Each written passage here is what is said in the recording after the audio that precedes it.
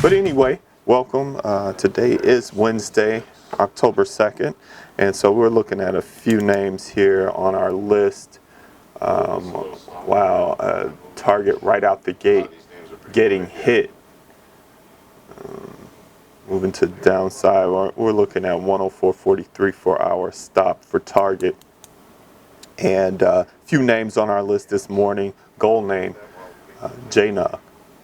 J-Nug, our entry would be about 62.47 for an entry. It's moving up to the moving to the upside. So we definitely look for a pullback in that name. And looks like it's strong this morning, so we'll watch that. Also, T-Row, T-R-W-O.